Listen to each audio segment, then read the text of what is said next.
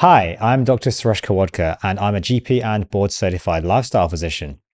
I'm the host of the popular Meat Medic podcast on audio podcast and on YouTube, and I'm an author of eBooks, but it still counts. I'm a host of a YouTube channel, as I said, and I receive around 30 to 50,000 views per month. If you Google the Meat Medic, then you will find me.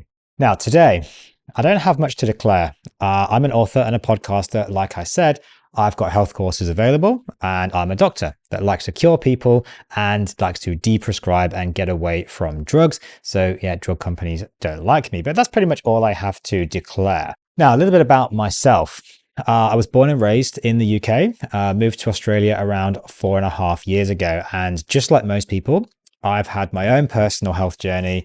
I've had obesity, I've had impaired glucose tolerance, I've had sugar and food addiction, and I think I still do. And really, like everybody else, I've tried every diet going, I've tried everything out there, all of which, of course, have failed horribly. Just to show you what I used to look like, picture on the left is what I used to look like. That was only taken about 4 years ago. And the picture on the right, silly picture, I know, but it was taken a few weeks ago. As you can see, there's quite a little bit of difference there in my face. Today, I am talking to you about why meat is so essential and why it is an essential part of the human diet. Those of you who know me already, of course, you'll know that I follow a carnivore diet, and I've been doing this now for about 9 months at the time of recording this episode. But what is a carnivore diet? Well, first off, I prefer the word framework rather than diet, because the word diet just has such a negative connotation. Simply put, though, a carnivore diet is a diet comprising of almost entirely animal products, with the vast majority actually coming from red meat. Now, most carnivores can eat eggs as well, of course, in varying amounts. Some might include fish, seafood, other meats like chicken and pork as well, but predominantly it's red meat, predominantly it's actually beef. Now, the other thing we're doing is almost entirely avoiding plant materials like fruit and veg, which I know sounds odd because we are always told that we should eat these things, but there's actually a very good reason why we're actually avoiding a lot of this. Now, this is because plants have toxins. They have these chemical defenses. Now, let's look at an animal, a cow in this picture. Unlike you or I, cows and chickens, etc., plants can't run away. So if something tries to eat a cow, for example, it can bite, it can kick, it can run away, get help from the rest of the herd, etc. And it's probably going to do some damage to you if you go and try to take a bite out of a cow's bum. But a plant, it can't. A plant just basically sits there and takes it. It can't do anything. And it's got no way of defending itself. It can't really kick. It can't bite. It can't, run away. It can scream. Plants do scream, actually, but not really audible to human beings. So what do plants do? Like, nothing wants to die. Despite what a lot of people think out there, nothing really on this planet has actually been put there for solely our human consumption. Plants don't want to die, just like everything else. Everything wants to live in nature. Everything wants to be alive, to reproduce, pass on its genes, and survive. That's basically the meaning of life for pretty much everything on the planet. So plants have these ways of defending themselves. Now, they don't have kinetic defense like animals do. So they have to have these chemical defenses to basically stop things eating them. If something doesn't taste right, if it doesn't taste good, if it makes you ill, if you eat it, you're less likely to eat it. Now, the problem is most of the planet knows this. There are other animals out there. They eat the wrong plants. They get sick. They die. They know, do not eat those plants. But human beings, in our infinite wisdom, we think we know better than everything else on the planet. And we kind of have learned to really just ignore a lot of these toxic chemicals, a lot of these toxic issues that we have. And we put it down to other things, and we just forget that actually it might be because of the plants. Now, as I said, despite what a lot of people think, plants are not designed for human beings to just consume at will. In fact, it's estimated around less than maybe 1% of the world's plants are actually edible by human beings. I think that probably means that not everything is put on this planet for us. Quite literally less than 1%. Yet, of course, conventional medicine and modern dietary guidelines completely ignores this and basically ignores these chemical defenses and just says, well, all plants are amazing. Now, this is really a form of reverse reductionism. Reductionism, of course, saying, well, there's one thing that's bad about something, therefore it's bad, like they say with meat. But this is like a reverse reductionism where they're saying, well, there's a few, maybe one good thing in vegetables and plants, therefore plants are good, and completely ignoring everything else that's maybe bad about them. Now, we're constantly told that plants are the savior of mankind, and we should be doing all we can to eat as much plants as possible, and we should not eat any meat because it's really, really terrible for us. Now, I'm going to tell you today why that is actually just not the case. Now, a little bit about the carnivore diet, though, in its background. I think it gives a good idea of the background of meat. Now, like any good diet, any good framework, I should say, we're avoiding processed food, we're avoiding chemicals, we're avoiding additives, and we're avoiding toxins. And the carnivore diet is a ketogenic diet at its heart. So all the benefits of a ketogenic diet and more. Now, carnivore diet used to be really referred to as a zero carb diet, and it's been knocking around, for around 20 or 30 years on, various Facebook groups and internet groups and so on. But it's actually been done for probably the last couple of 100 years, even actually by doctors. People that know me will know I talk about Dr. James Salisbury, and he's probably one of the originals, although there probably was many people before him. And he was the inventor of the Salisbury steak, if you want to go and look that up.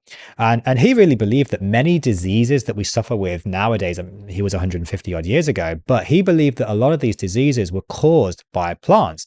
And actually curing people meant taking out those plant-based materials and just giving them the meat. And he was basically curing incurable conditions, 150 years ago, which is just absolutely incredible. Yet, for whatever reason, it just never really took off. Now, today's focus of the talk isn't really on the carnivore diet, but I think it's useful to give you a little bit of a background. If anyone out there is interested in learning more, I do have guides available on my website, themeatmedic.com. Make sure you check those out. Anyway, let's get back to the rest of the talk and why meat is essential. I want to go back a little bit, if I can, to the beginning. Okay, so mankind, Homo sapiens, we have been eating meat since the dawn of our evolution. The consumption of meat has played an absolutely vital role in the development of early human beings and their survival. While the exact timeframes are unknown, we do have evidence that suggests our ancestors began eating meat probably at least around 2.5 to 2.6, maybe even 3 million years ago, and we've been eating it absolutely ever since. Frankly, the idea of having to prove, I'm doing this talk saying these are all the benefits of meat. The idea of having to even say that meat is good for us when we've been eating it for 2.5 million years is absolutely absurd, but yet here we are. So the earliest evidence of meat consumption comes from archaeological sites around the world where stone tools have been found alongside remains of animal bones, which they've shown signs of, being cut, butchery, and these kind of things. These sites, such as the Olduvai Gorge in Tanzania, and Gona in Ethiopia, can provide valuable insights actually into our ancestors' diet. We know that they were eating meat. Early humans, such as Homo habilis and Homo erectus, prior to Homo sapiens, of course. These likely didn't hunt for meat, but they did likely scavenge for meat, relying on animal remains, of course, killed by other animals and then left to rot, their carcasses and so on. We know this for a number of reasons, but it's very likely to be true because of the human being's stomach pH. It's incredibly low, which is really very, very squarely in the realms of scavenger animals like vultures and hyenas. Bit more about our evolution. So at some point, in our evolution, human beings, basically, we actually learned to crack open, the heads, the skulls of animals, the dead animals on the ground. And we managed to get their brains. Now, most animals couldn't access the brains because they didn't have the tools to get into the skull. The skull is very, very strong. But human beings at some point, our ancestors learned how to smash things with rocks, I suppose, or other large instruments, and we managed to then get the brains. Now, the brains were full of fat, and this is incredibly important. The consumption of fat, including the consumption of brains, and probably predominantly the brains, by early humans likely played a very significant role in their development in several ways. The exact impact is difficult to determine, of course, but there are a few hypotheses. So, number one, the nutritional benefits. Animal brains, particularly those of large animals, contain very high levels of fat. We know that, like human beings, we've got 60% cholesterol. Our brain is 60% cholesterol. They contain very high levels of fat and certain nutrients essential for brain development, such as the omega-3 fatty acids, DHA, and so on. The consumption of these nutrient-dense foods may have provided early humans with a concentrated source of energy, vital nutrients supporting brain growth and cognitive development. Very, very important. The increased caloric intake also from fat. Fat is a very dense source of calories. We know this. You go back to medical school. In fact, pretty much the only thing I can remember being taught about nutrition in medical school, it's shocking, I know, was that fat contains around 9 calories per gram. That's pretty much all I was ever taught about nutrition. Incorporating fat-rich foods into the diet likely would have provided early humans with vast increases in caloric energy, which meant they could obviously grow more muscle, brain development, etc. Likely this would have been very advantageous, of course, when food was very scarce or unpredictable in times, sustaining our energy levels and supporting our survival, of course. There's also theories that maybe around social and cultural practices, that the sharing of these very high value foods, basically the fatty foods, why actually incidentally it's called rich food when it's very fatty, because the fat was very good for you and only rich people could afford the fat. Sharing these kind of really scarce, really high important resources likely would have meant that early humans actually fostered this kind of cooperation and strength in their social bonds. And this likely contributed to the formation and maintenance of complex social networks, leading to increased cooperation, improvements in hunting, gathering, other activities that, of course, needed that group effort and, of course, facilitated human development. So, fueled, of course, by this newfound source of amazing nutrition in meat, over time, our brain developments grew and our ancestors developed more and more advanced hunting techniques to bring down these big animals. They began actively hunting and killing animals for food, which of course shifted, and this shift allowed for a much more consistent and reliable source of food, in particular, of course, meat. Now, as human societies evolved, meat consumption became more widespread and more diverse, and it's played a very crucial role in the diets of a lot of ancient civilizations, including Egyptians, Greeks, Romans, and so on. Meat consumption also varies, of course, across cultures, religions, of course, as well, depending on other factors, geographical location, availability of the meat, cultural practices, religious beliefs, and so on. It is important to note, of course, that throughout history, meat consumption has varied in the extent and frequency because of factors like economic status. I mentioned, of course, rich food. Poor people couldn't generally afford the meat. Interestingly, they were the ones that were given the grains. The privileged few, as I said, were accessed, to those meat, to the fat in particular. But in some places, it did form actually a majority of the diet. I would mention, of course, this is where the term rich food comes from. Interestingly, in religion, of course, there is some references to meat. And if there's two things, sure to cause conflict, and I very rarely talk about them, it's politics and religion. I try not to really talk about either one in my consultation because it leads to problems. But it's sometimes worth reflecting on a little bit how something like meat has featured in our lives over the years. And of course, religion is a big part of that for a lot of people, and it has been indeed over the last few thousand years. Many religions actually, and cultures, of course, celebrate the consumption of meat. So it's likely that we knew that meat was not bad for us.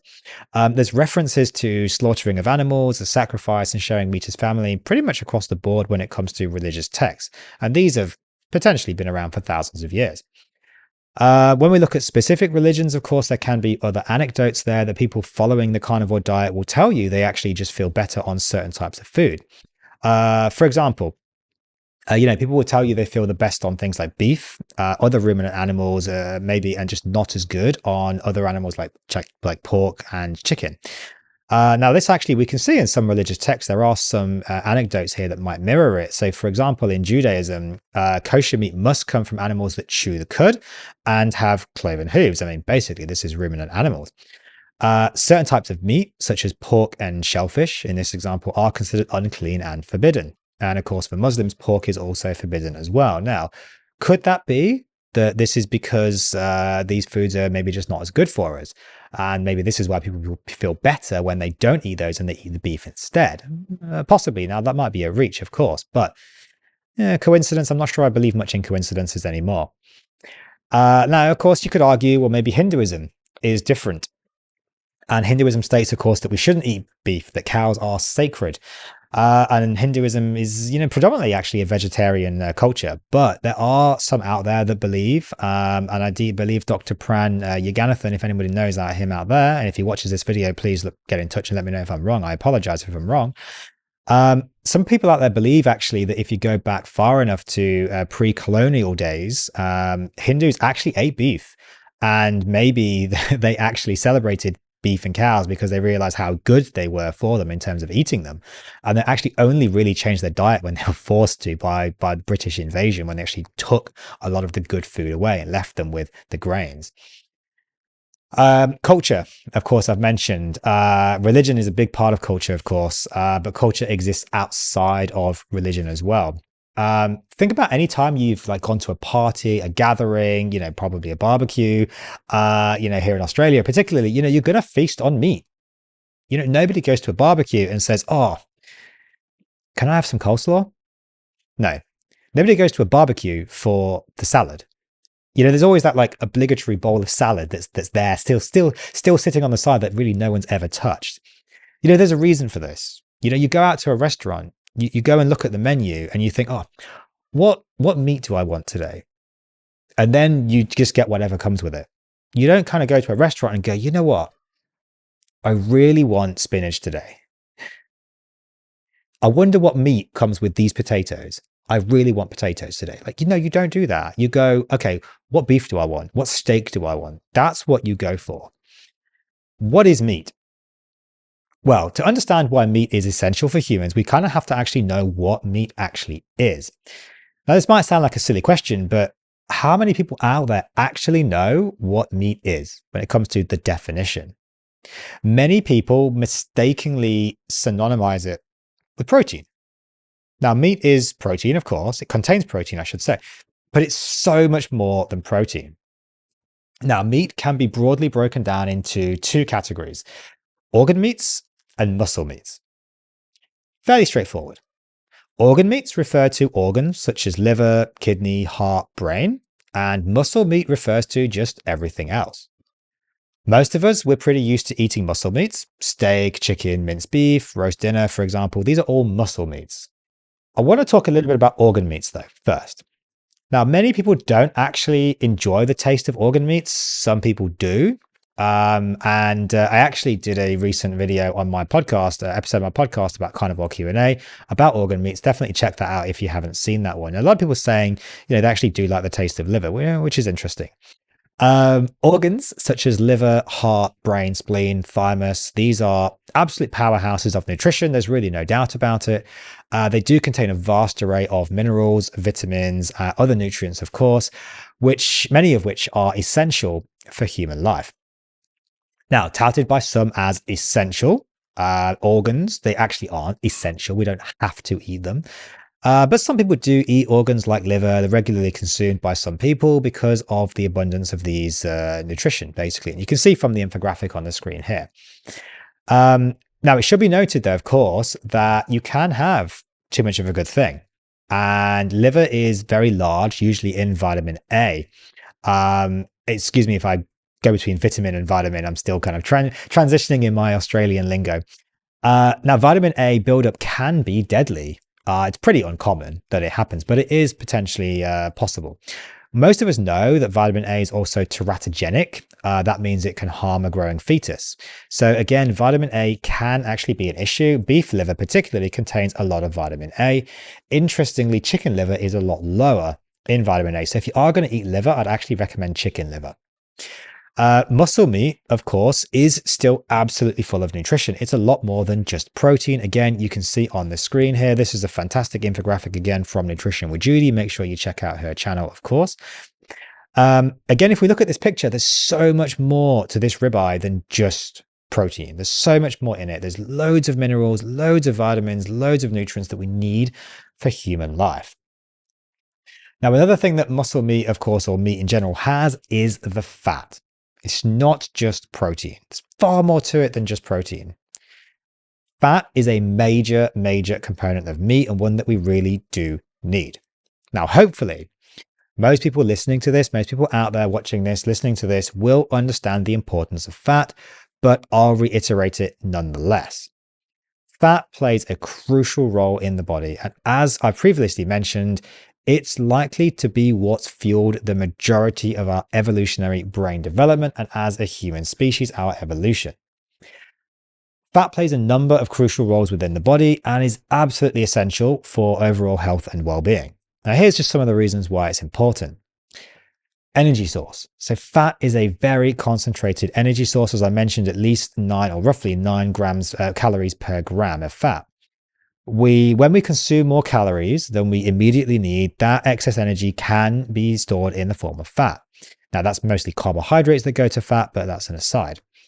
During periods, of course, of fasting or low intake, food scarcity, etc., we can break down fats to provide the energy for us to use to run on in ketosis.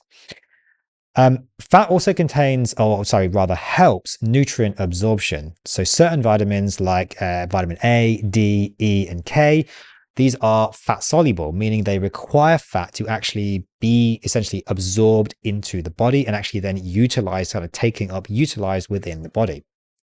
If you don't have enough fat, these actually can't get into your system and can't be used, which is, of course, very bad. Now, it might sound silly, but fat also provides insulation and protection.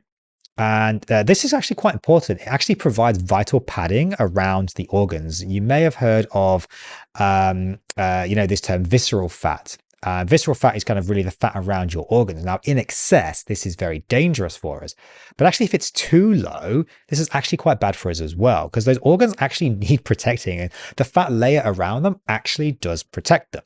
Now, of course, excess adipose tissue around the organs can be dangerous, but otherwise, excess adipose tissue around the body, potentially does give us some actual defense as well from, being attacked by animals and I suppose other people as well.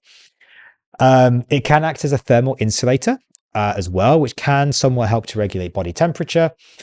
Interestingly, although studies show that actually being overweight tends to reduce your regulation of body temperature, so maybe it isn't quite accurate, but also brown fat, of course, which is a different type of adipose tissue, different type of fat to white fat, also is very much involved in temperature regulation.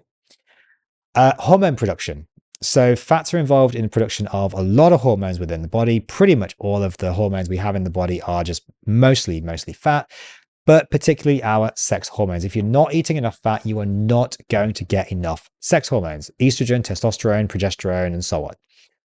All of the other hormones like cortisol and even certain vitamins like vitamin D are actually derived from cortisol, which is a type of fat.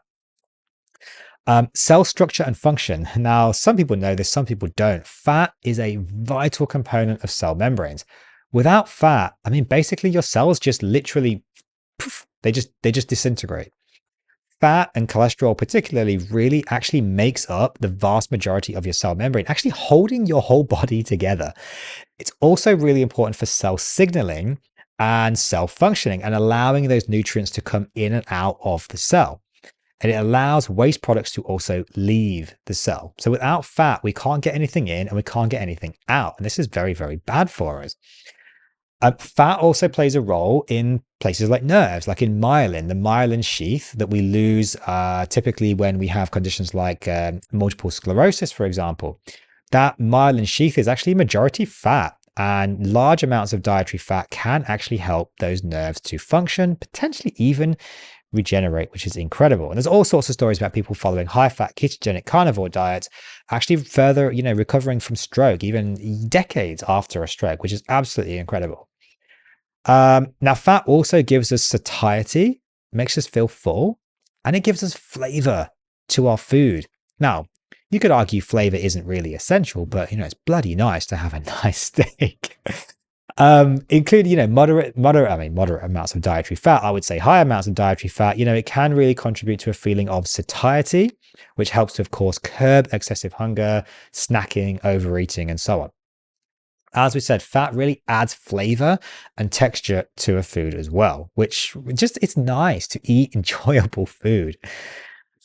Fat can be broken down, of course, into saturated fat and unsaturated fat, which is further broken down again into polyunsaturated fat and monounsaturated fat.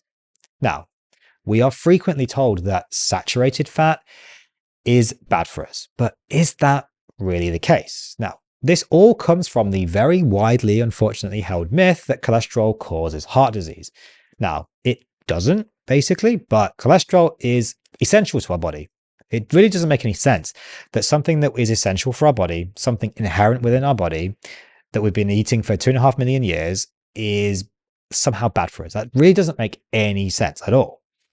This all comes from around, 50, 60 years ago, what we call the diet heart hypothesis. And this was started by this guy, Ansel Keys, and essentially funded by the Sugar Research Foundation to push the agenda that sugar is good for us, basically. Sugar is not bad, and we shouldn't worry about sugar, and that fat is bad. They had to basically had a scapegoat for all of the problems that people were facing, and fat was a really good scapegoat. So he was essentially paid to fabricate almost virtually evidence that fat was bad and that sugar was good. So this has been around for a long time, but what are some of the benefits of saturated fat? Because they're not bad for us. So as I said, nutrient absorption. Saturated fats help in the absorption of things like vitamin A, vitamin D, vitamin E, vitamin K, and of course, other nutrients as well. Now, consuming, as we said, these can also help then other things get into the body. Cell structure and integrity, we spoke about that one already, of course. Hormone production, we've mentioned that as well. Brain health. Now, I mentioned earlier that the brain is approximately 60% cholesterol by volume. Around about 24% of your body's total cholesterol is actually in your brain. Now, think about this for a moment. Why would it be bad to have high levels of a substance that makes up the vast majority of your brain? That actually doesn't really make any sense. The idea that cholesterol is bad for us when it makes up 60% of our brain, honestly, frankly, is just absurd. It really is. Of course, we mentioned satiety, palatability, the benefit of food there. Now, lipoprotein profiles. I want to just mention this very briefly. There are studies out there that suggest that replacing saturated fats with carbohydrates or certain types of polyunsaturated fats might not actually improve your lipoprotein profiles. Lipoprotein is basically what carries the cholesterol in the bloodstream. So like LDL, for example, it's not cholesterol, it's actually a lipoprotein which carries cholesterol with it. In some cases, saturated fats can actually increase the levels of HDL, the quote unquote good cholesterol. And interestingly, studies like the Sydney Heart Trial, for example, they showed that substitution of saturated fat for linoleic acid. So they took out saturated fat from their diet and they put in omega-6 linoleic acid, basically actually caused more problems. And this is just, it's unbelievable. This was basically hidden for so long. You can see here I've got a study. So this study, Saturated Fats and Health, a reassessment and proposal for food-based recommendations. So meat contains high amounts of saturated fat and so, of course, is absolutely demonized. But saturated fat comes in loads of forms. I'll put a link in the description for this article. And basically, it just goes into, loads of different types of fats and where they come from, saturated fats and so on. Now, unsaturated fat, we're told is good for us. But is that the case? Maybe not. Unsaturated fat, polyunsaturates, monounsaturates, we're told that these are very good for us, mostly based on the idea that they can actually lower our LDL cholesterol, because LDL cholesterol is thought, going back to the diet heart hypothesis, that this is a bad thing. Now, it's really not, but this is the prevailing theory, unfortunately, still, despite loads of evidence to the contrary. This isn't actually a good thing necessarily to reduce people's LDL cholesterol. Now, I mean, recently on Twitter, I saw someone going on about, we should all have the LDL cholesterol of a baby and that this is somehow normal for adults. And the only possible way to get to a normal LDL cholesterol is to take statins, to take medications. This doctor was publicly saying the only way to be normal was to take drugs. I mean, like, can you just, like, how does that even make any sense whatsoever? It just absolutely baffles me. But I see this day in, day out. I actually saw I had a patient very, very recently. Their LDL cholesterol was like less than 1. I'm surprised they're even walking around. Their muscles they just felt like absolute garbage. Their memory was shot. They just had no idea what was going on. Terrible energy levels, brain fog. Their libido was in the boots, like just absolutely terrible. All because of this low LDL cholesterol level, because they've been told by everybody, jack it down as much as possible, lower it as much as possible at all costs, because otherwise you're going to get heart disease. Regardless of the treatment that it's actually, the problems it's giving you, don't care about those. No, just have a life of just terrible misery. But as long as your LDL cholesterol is down, then everything's fine. I mean, it's absolutely ridiculous. We know that low level of LDL, it really very much contributes, very strongly associated with conditions like dementia, for example. And yet we're told we just must drive down LDL cholesterol all the time. It's absolutely just balmy. It really is. Borderline criminal, if you ask me, to be quite honest with you. I know that's a bold statement to make, but it really is. Now, I want to talk a little bit about omega-3 and omega-6. We have to account for these. We have to understand what's going on with them. Both of these are polyunsaturated essential fatty acids, but these are not the same, and we don't necessarily want them in the same amounts. The ideal ratio of omega-3 to omega-6 is around about 1:2. Now, this is actually very hard to achieve in reality because omega-6 is present in pretty much everything in pretty high quantities for the most part. Interestingly, though, red meat is actually very low on the whole in omega-6, although pork and chicken can actually be higher. Omega-3 is a lot harder to come by than omega-6, as I've said. The main ones, are EPA and DHA. DHA is almost impossible to get on without animal sources. Like, you basically have to eat meat to get DHA, with a slight caveat. The only way you can consume DHA if you're not eating meat is to eat algae. I'm not sure if it's all algae or just, I think there's like 1 or 2 varieties of algae, or basically take pills, which is DHA is just derived from the algae. DHA is absolutely essential for brain development, and amongst other things, of course. And without meat, it's very, very, very hard to get DHA levels to adequate levels.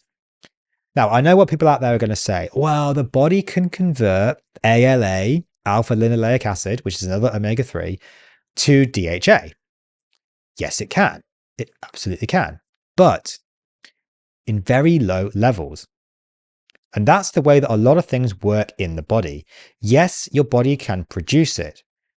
Will it produce the right amounts? Not necessarily. Will it produce enough? No.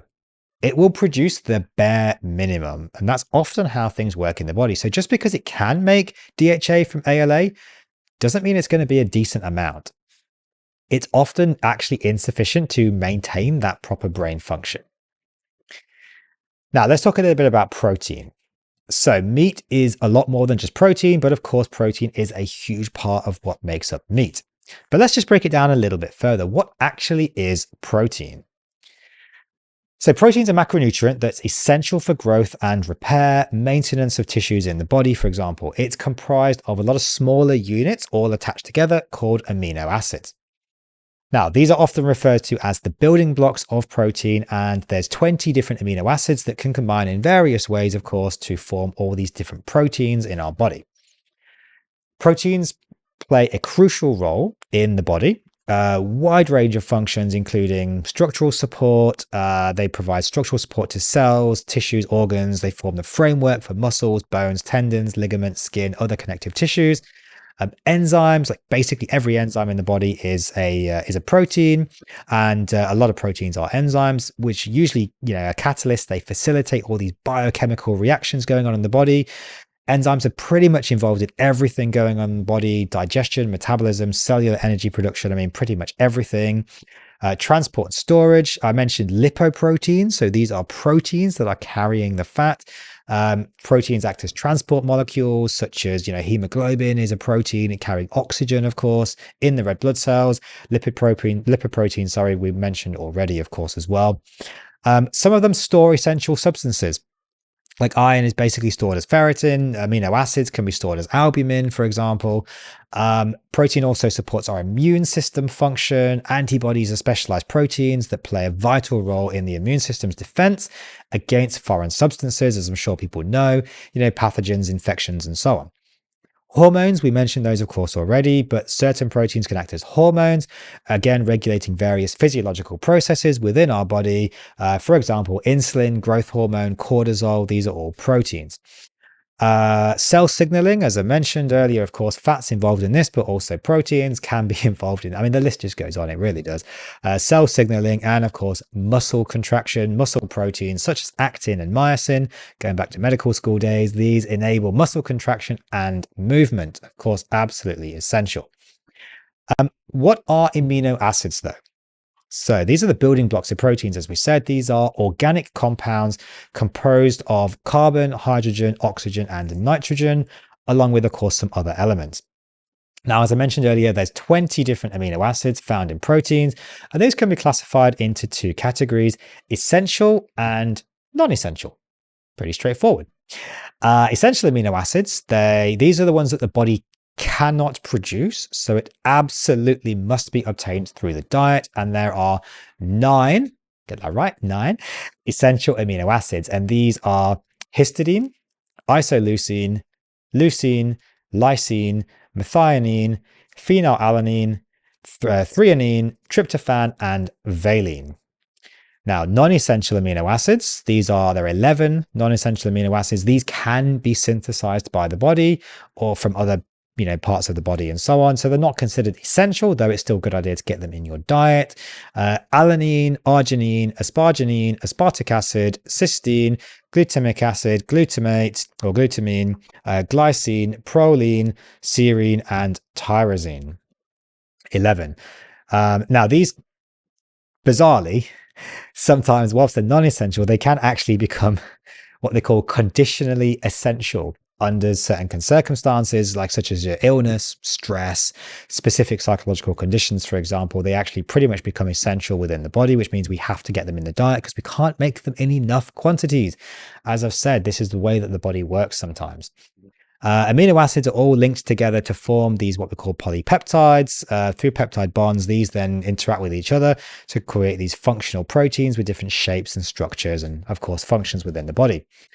Amino acids don't just serve, though, as the building blocks for protein. They also play other roles within the body. They can be used for energy production, neurotransmitter synthesis, hormone regulations, immune system functions. I mean, just the list goes on. For a protein to be considered a complete protein, now this is important, it needs to contain all 9 essential amino acids in sufficient quantities for human life. Very, very important. There are very few plant sources that do this. Almost all, so not all, but almost all complete proteins are from animals. Of the plant sources, because to be fair, let's talk about them. Quinoa, buckwheat, soy, chia seeds, hemp seeds, and corn. All of these contain very, very high levels of plant toxins, like oxalates, aflatoxins, phytoestrogens, lectins, of course, as well. These can cause significant damage to our bodies. They're also just absolutely chock full of these anti-nutrients, like we said, oxalates, lectins, and so on, that either block or somehow interfere with the absorption of other nutrients, hence the name anti-nutrients. They also can cause leaky gut syndrome and other issues there, of course, affecting our absorption. Buckwheat, for example, contains very high levels of these what we call protease enzyme inhibitors. Now, gluten is also similar to this as well. What these do is the inhibitors block or inhibit the action of these protease enzymes. Now, you might ask, well, what's a protease enzyme? I'll tell you. Protease enzymes what they do is they break down and digest protein. So if you put an A's on the end of it, it means that you're breaking it down or digesting it. So protease is protein A's. If you're blocking the function of protease, you basically can't actually digest or break down that protein. So even if it is actually a complete protein, you've got all these protease inhibitors as part of that package, so to speak. So whilst you eat the buckwheat and you say, oh, well, this is great because it's a complete protein, a large part of that protein you can't actually access because these protease inhibitors are actually blocking their ability to actually break down that protein. Now, it doesn't block it entirely, but it's vastly reducing it. And we see this in bread and so on. It says, oh, like 15 grams of protein per loaf or whatever. But actually, only about 1% of that maybe is actually bioavailable because most of it's gluten anyway, which isn't bioavailable to humans. And of that, then most of that is actually what is available is actually being affected by these protease inhibitors. So you're basically getting almost no protein from the bread you actually think you're getting protein from. And protein bread isn't even much better for that. Now, meat, of course, doesn't contain these toxins. Meat doesn't have aflatoxins. It doesn't have oxalates. It doesn't have lectins and these other protease inhibitors and so on because they don't need them. These things are chemical defenses designed to stop you eating the plants. Animals don't have that. So when you eat a complete protein from an animal, you're getting the complete protein. You don't, unless you eat it in a sandwich, in a buckwheat sandwich, for example, with a load of soy sauce or something, you're getting that complete protein. So actually, when you're getting it, it's a real complete protein. Now, this is a big issue because protein deficiency causes a lot of problems. Protein energy malnutrition. This is a really funny one. Inadequate intake of essential amino acids actually contributes to malnutrition, which is really interesting. This basically, leads to muscle wasting, of course, weight loss, weakened immune function, impaired growth and development, especially in kids. Impaired muscle growth and repair, of course. Amino acids, particularly the essential ones, of course, are crucial for muscle growth, repair, maintenance. Insufficient intake in these definitely results in muscle weakness, loss of muscle mass, delayed recovery from injuries or exercise. And people will tell you get like DOMS, delayed onset muscle soreness from the gym. You go and take some amino acids, it gets better almost instantly. Weak immune system.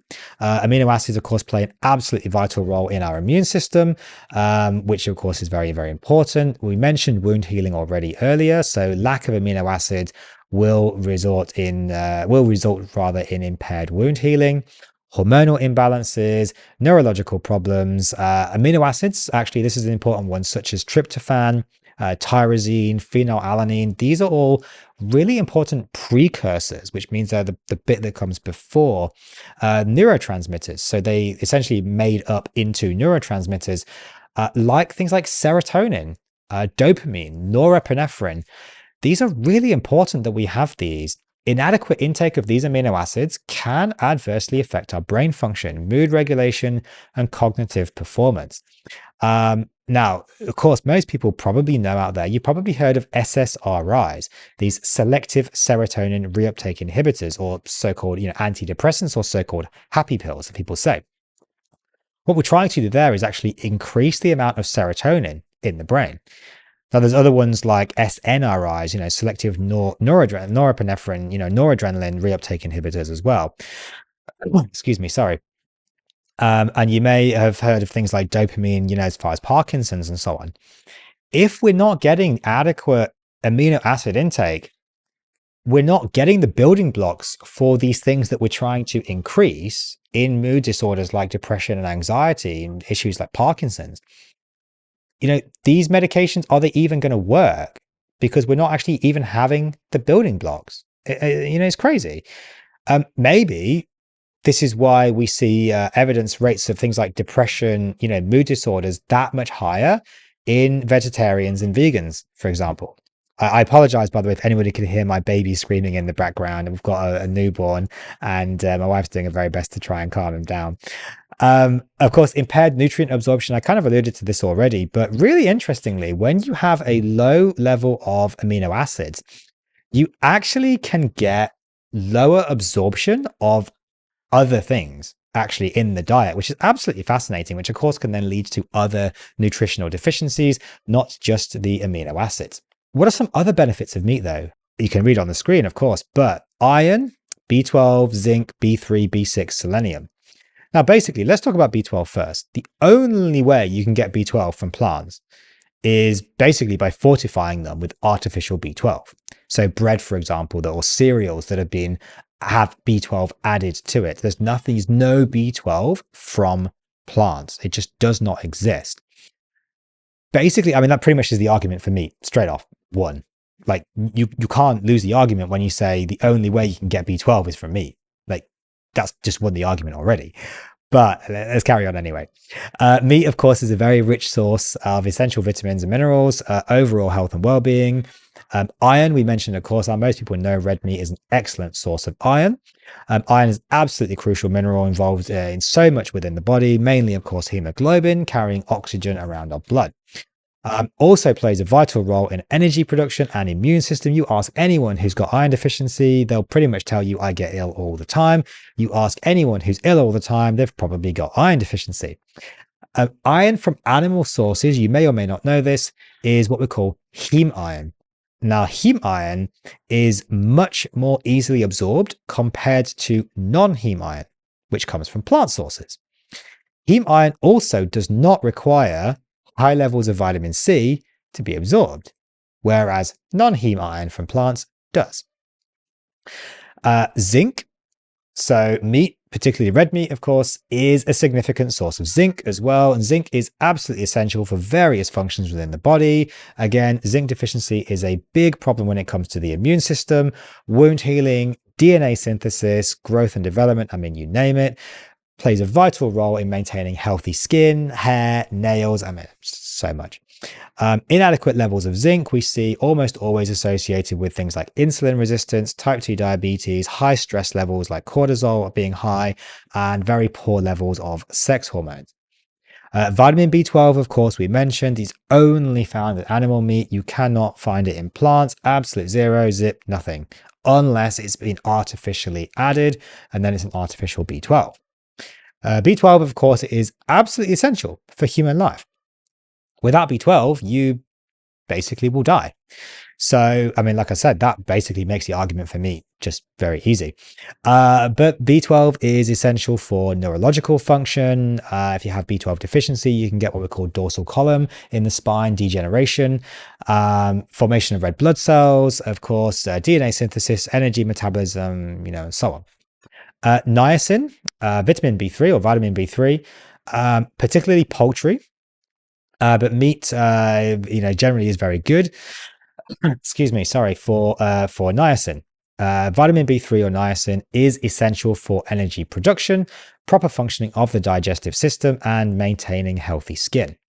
It plays a role actually in regulating cholesterol levels. So if you are, for whatever reason, wanting to reduce your LDL cholesterol, you could actually take vitamin B3. If you're wanting to increase your HDL cholesterol, you could also take vitamin B3.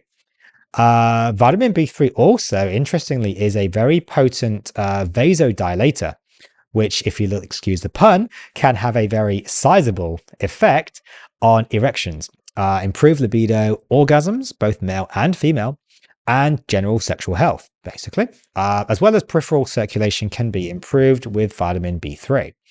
I actually very often recommend it to men who are struggling with erections, actually, and it usually works.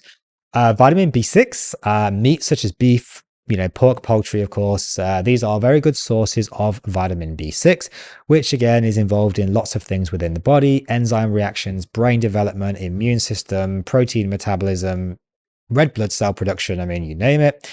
And of course, selenium. Meat, particularly seafood in this case, but also organ meats, very high in selenium. Typically, although in Australia it can be a bit on the low side. Selenium is an essential trace mineral with antioxidant properties, and it helps protect cells from damage, supports thyroid function, and plays a vital role in our immune system. Let's get a little bit more into the nitty-gritty. What about gut health and meat? So, consuming meat can influence the composition and diversity of the gut microbiome, which refers to the community of microorganisms residing in the digestive tract. Now, that's basically the standard kind of spiel. Here's some ways, of course, that meat could potentially affect the microbiome of the gut. So it can increase the bile-tolerant microbes. So animal-based diets, including meat consumption, have been associated with an increase in bile-tolerant microbes within the gut. This is because bile acids produced by the liver, released into the small intestine, usually via the gallbladder, aids in fat digestion and so can promote the growth of certain bacteria that are tolerant of bile. Now, we don't know if that's a bad thing or not. So, shift in microbial metabolism. So, the consumption of meat can affect the metabolic activities of the gut microbiota. For instance, meat contains high levels of amino acids, which can serve as substrates for microbial fermentation or digestion. This can lead to changes in those metabolites, such as short-chain fatty acids, which can influence gut health, but mostly these are actually very good for us. TMAO, let's talk about TMAO. So I'll come back to that in a moment, but the impact of TMAO production, certain components of meat or found in meat, such as choline and carnitine, and choline is quite high in eggs, that's why they tell us not to eat eggs as well, can be metabolized by gut bacteria to produce this compound called TMA, trimethylamine. Now, TMA can then be converted by the liver into trimethylamine and oxide, which is TMAO. Now, TMAO has been associated with worsening cardiovascular outcomes. However, the relationship between meat consumption and TMAO production has never been proved, and it's an ongoing area of research and debate. Now, basically, that means there is no proof that actually consuming red meat increases TMAO production in the human body, but we'll come back to that. The effects on the microbial diversity. Some studies have suggested that long-term adherence to a high meat, low fiber diet could be associated with reduced microbial diversity in the gut.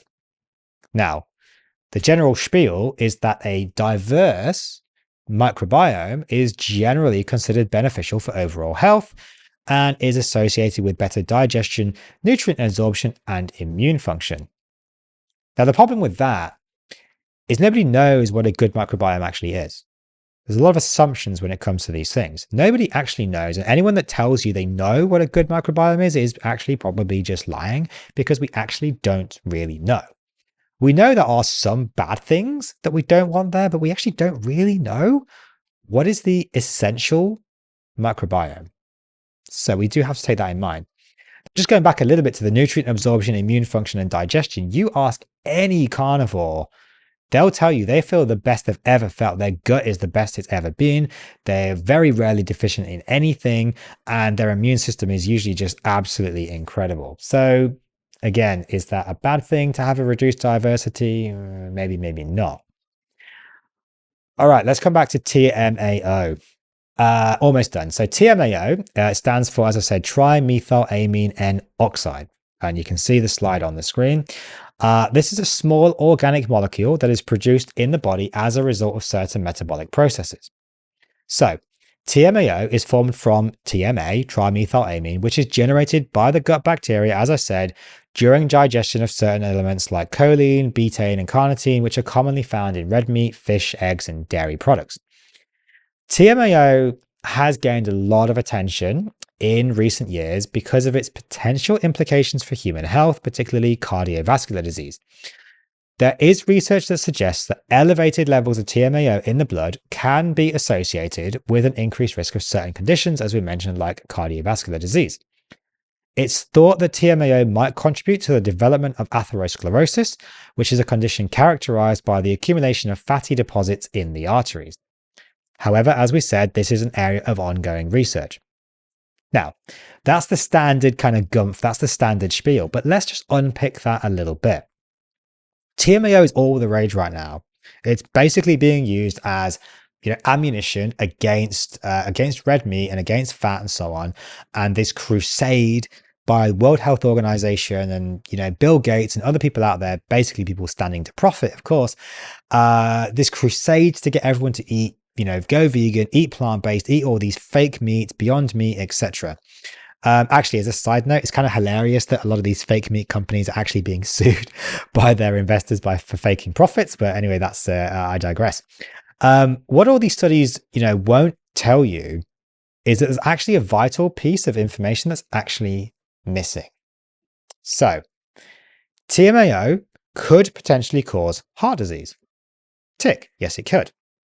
TMAO can be produced when bacteria digest certain nutrients like choline, betaine, and carnitine. Yes, tick. Fine. Red meat, eggs, fish, etc. contain these nutrients. Yes, they do. Absolutely. Tick. No problem there. Therefore, red meat and eggs cause heart disease.